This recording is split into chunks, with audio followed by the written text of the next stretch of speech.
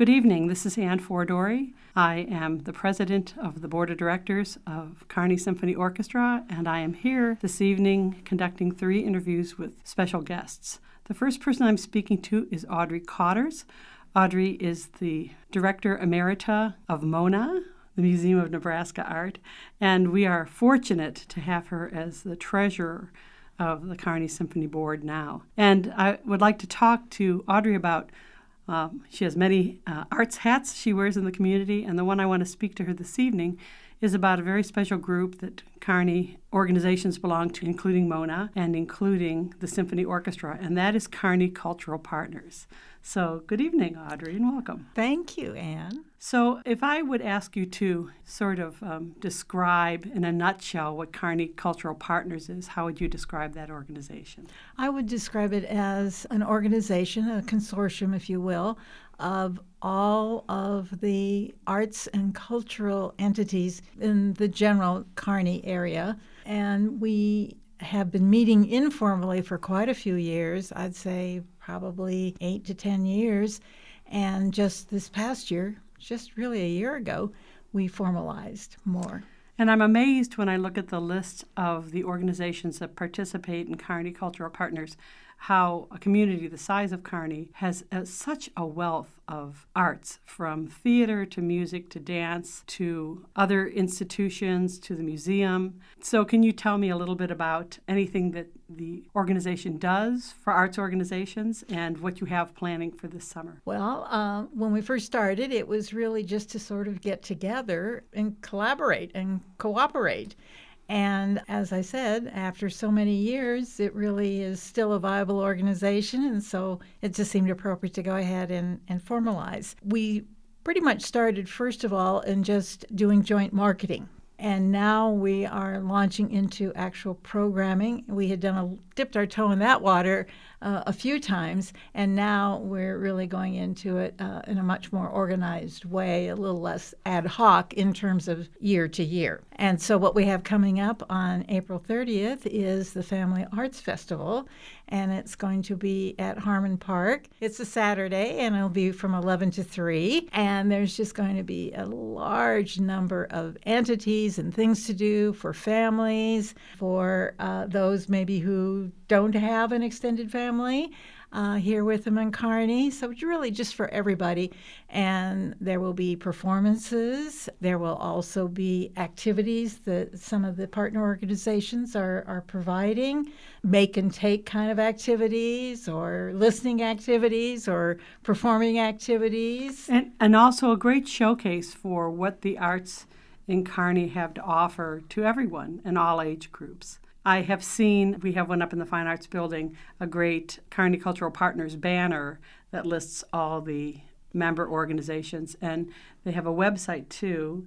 And if you just Google Kearney Cultural Partners, I can't remember their website address offhand, but if you do a web search for Kearney Cultural Partners, it will show up and it will give you a whole list of organizations that belong to it, so that there may be arts in Kearney that you're not aware of, or culture in Kearney in terms of museums too that you're not aware of. Exactly. And we have just had a new member join us, so we're now up to 21 that's great. Groups. So I'm sure people are surprised to find out there are so many here in this area, and that's, of course, why we think that Kearney is so special, is because we do have so many arts and cultural entities of such high caliber. And actually, we're pretty well known throughout the state as being the place. So for people who have an alternative to maybe the larger cities in our area, Kearney is certainly offering a whole lot for people to partake of the arts and cultural entities here. It is, and including ticketed events and free events, things that are maybe more suited for older or adult groups, and things that are suited for the whole family. Exactly. Yeah.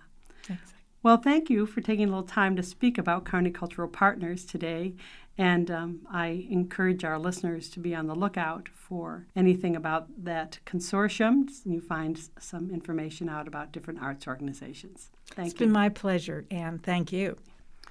This is Ann Fordori, and I'm back with another interviewee for this evening's concert, and that is concert master of the Kearney Symphony Orchestra, Connie Moon. And welcome. Thanks for being here. And I have some questions to ask her about her history with KSO and what it's like to be a concertmaster of an orchestra that is student and professionals and community members, and then something about the special piece she's playing tonight. So welcome, Connie. And you want to start by saying a little thing about your background and legacy in Kearney. I know both your parents and think very fondly of them. So. Oh, yes. Well, my dad taught at Kearney State, which is UNK, from 1962 to 1986 and directed KSO, and then later in retirement played concertmaster in it. So I always just called it Dad's Orchestra when I was growing up, went to concerts and started playing in it when I was 13. Coming back to it was kind of like coming full circle when we moved back to Kearney after several years. Yeah, and your dad had come in for a replacement year before we searched someone else for the string position after he had retired. So I was lucky enough to get to teach with him for a year. And your mom, a wonderful singer and patron of the arts and very strong supporter of KSO as well, a very musical family. Yes. So you said you started to play when you were 13 in KSO, and now here you are, concertmaster of the orchestra. And KSO's kind of a unique orchestra, especially in Nebraska, because it combines the talents of professional musicians and community musicians and university students. So what is it like to be the leader, Yes, concertmaster of such a group? Yes, it's a very diverse group. And so a concertmaster, to borrow an analogy from the concertmaster of the Omaha Symphony, which is a completely professional group, she says a concertmaster is a lot like a quarterback on a football team, because they are to take the coach's vision and bring that to the players, and then also to communicate the players' needs to the coach. That's a good analogy. Part of my job is to mark the music so that we will have the bowings that are going to give the best articulations. And so in a group that is heavy on students and community members, I always try to not only put in the bowings, but a few suggested fingerings that might be helpful to them, as well as leading sectional rehearsals that can help with some of those skills. With professional groups, I give them some bowings, but I don't really have to give them any help on the other things like that, although sometimes we will collegially share ideas on a complex passage. And one of the pieces tonight, not sure when our listeners are listening to this at Intermission or at another time, the Florence Price Adoration is entirely for strings. So my guess is your tasks of doing the fingering and bowing are especially important for a piece like that that's all strings. We do have to get just a really good blend and a unified sound. So that does become important on that. Actually, the last couple of years, last year we were playing without a full orchestra for most of the year. Correct, because of COVID. And one of the silver linings, although I'm so glad to be back playing with full orchestra again, was that I think the strings really developed their unified sound. I think you're right. Mm-hmm. So now I'm going to just turn this a little bit and ask you about the piece you're playing this evening. I remember from watching the film Schindler's List, and this theme is so heartbreakingly beautiful and haunting. And then I listened again to an orchestra playing it in a concert version, and just remarked about how integral it is to the plot of the film. And then when you hear it just as the orchestra, how you can focus just on the music. So tell me a little bit about this piece. Yes, John Williams wrote it for Itzhak Perlman, who played it in the movie. Yes. And I was fortunate enough to get to hear Itzhak play it at the Lead Center about 4 years ago, maybe, when he was there. And of all the things he played on the program, which of course was wonderful from beginning to end, he had more heart and soul in that one. That one was so personal.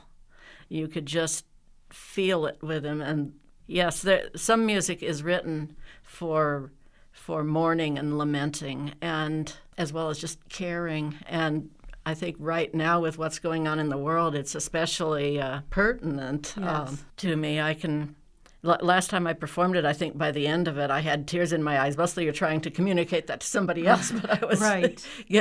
I was not being completely objective either. We say in the theater, everybody likes to see the character fall apart. No one wants to see the actor fall apart on stage.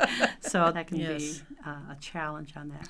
Yes, So, it's- and that's later in the program. So if people are listening to this during intermission, they still have that to look forward to. Yes, it's just a beautiful piece, and with some of the students who are principal players that have some solos that kind of interact with my solo a little bit, we had some extra rehearsals together before the orchestra rehearsals great. because there's a lot of interactive playing in the strings in it. Well, thank you for joining us. Thank you. We look forward to the second half of the concert and hearing that beautiful theme from Schindler's List. Thank you. This is Ann Fordori again, and this time I get to speak with Maximus Waller, who is a soloist for tonight's concert, one of the concerto aria competition winners. He has chosen to sing 3 songs by Gustav Mahler from the cycle Lieder einer fahrenden Gesellen. And Max is, as I said, a senior music student who is involved in musical theater. He's involved in straight theater. He just finished designing sound for a production in theater. Last semester, he also sang with the jazz combo. So he wears many musical hats and many acting hats, doing voice acting as well. But tonight, we're here to speak with him a little bit about his experience singing with the orchestra for the Mahler.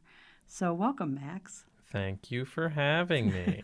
So I may just ask you briefly, what can you identify differences of preparing these to sing with orchestra than, say, a show when you are playing a specific character, or different from a recital when you're singing whole groups of songs to which you may or may not relate?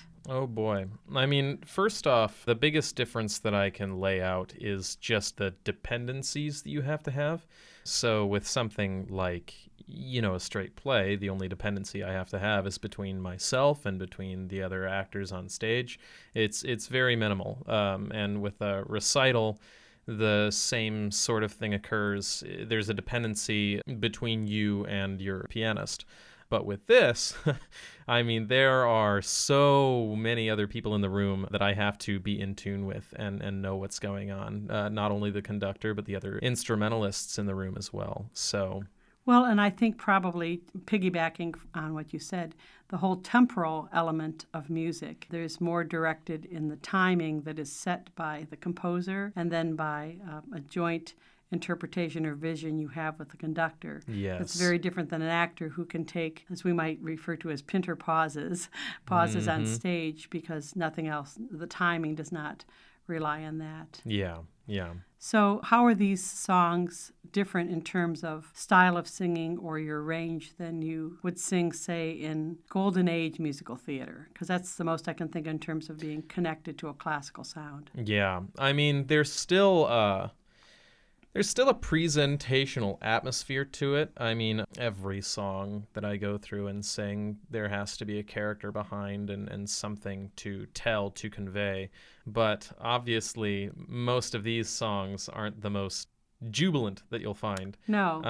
Yeah. And you're not necessarily diving into a more casual emotion with these Mahler pieces so much as you are something a little bit more composed and put together, but they're still very, very dramatic at times. Well, Gustav Mahler had a very sad life, a very sad personal life, and these are different than some of the other songs he wrote that have text by different poets. Mahler wrote the text to these songs and then composed the music to them. So he has a different emotion invested in it because he has actually set his own poetry. Mm-hmm. What would you say would be the most challenging thing about working on singing with orchestra, and then maybe the most exciting thing about it? Oh boy. It's incredibly intimidating. I mean, the largest kind of group that I've ever sung with before would have been an orchestra pit for a musical. And even then, those don't get any larger than, say, 15, 20 people. Mm-hmm. This is substantially larger than that. Right. And it's not the largest orchestra you'll ever see in the world, but it's pretty big. And so that urge to, let them be heard, but also maintain the ability to be heard yourself is one thing. Which is, I think, what the soloists stand on the front of the stage. Yeah. No one wants to stand behind the French horns. Oh. So in terms of preparing these songs, did you have to kind of dig into a deeper place of your classical singing, of support and energy to produce the sound? A little bit, but at the same time in my own personal lessons, we've been diving into reaching some of my higher places of singing and supporting those well enough. And, that method of production of sound also helps in my lower ranges and everywhere else. But it's been interesting because there are some higher notes towards the ends of one of the songs, I think, that I still have a little bit of trouble getting to. It's on a lighter part of the voice, but I've learned a lot of new techniques in the preparations of these songs. Well, on these songs, Mahler wrote, he just indicated, he didn't say for male or female, men or women can sing them, but he wrote for medium range. Yeah. But, that's sort of a very kind of open-ended thing. What does medium mean? Does medium mean a F on top? Does medium mean a G on top? All those half steps at the top of the range are pretty big. But what I've heard in rehearsal sounds really good, so I'm looking forward to these tonight. What I've heard in my rehearsal sounds okay, so I'm looking forward to it as well. Yeah.